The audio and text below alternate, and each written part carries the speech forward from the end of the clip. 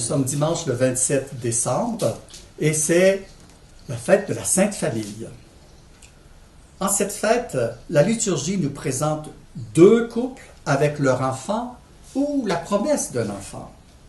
Abraham et Sarah, Marie et Joseph.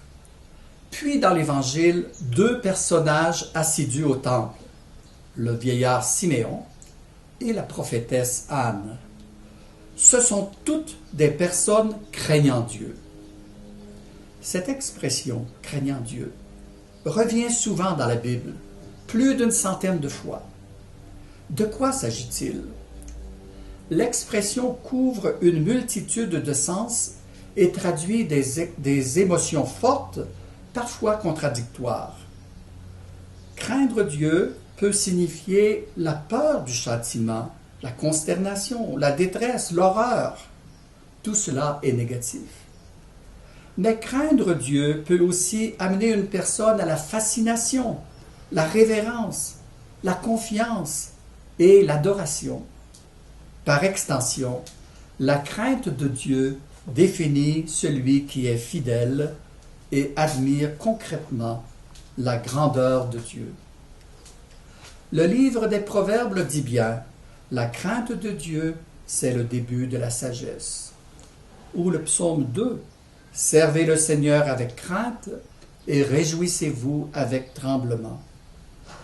Presque tous les récits d'Annonciation évoquent ces mots « ne crains pas ».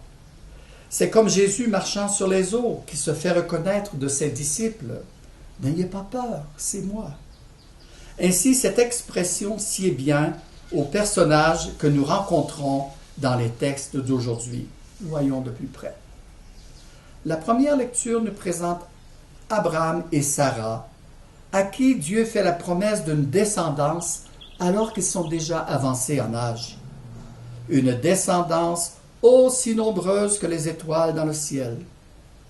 Sarah concevra un fils et l'enfant sera appelé Isaac, l'enfant de la promesse.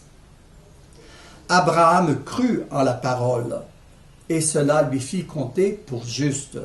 Lisons-nous dans la lettre aux Hébreux au chapitre 11. Dans l'Évangile, Marie et Joseph sont l'exemple même des craignants Dieu. 40 jours après la naissance de Jésus, ils viennent au temple pour accomplir les rites de la loi de Dieu.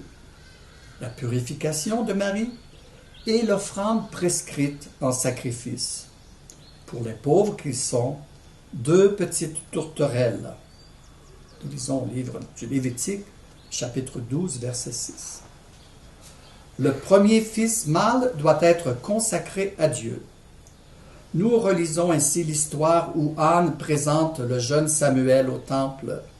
Il y restera auprès du prophète Élie. Son chant d'action de grâce inspirera celui de Marie, le Magnificat. Voilà que l'Esprit avait poussé le vieux Siméon à venir au temple à ce même moment. Il attendait la consolation d'Israël.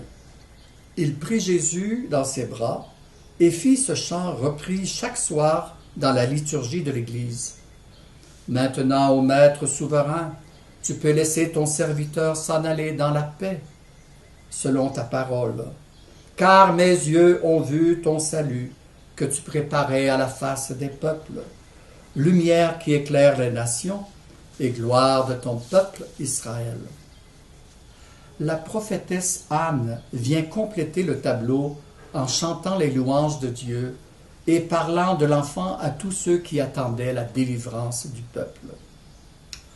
En conclusion, Marie, Joseph et l'enfant rentrent à Nazareth, où Jésus grandira en sagesse et en grâce devant Dieu.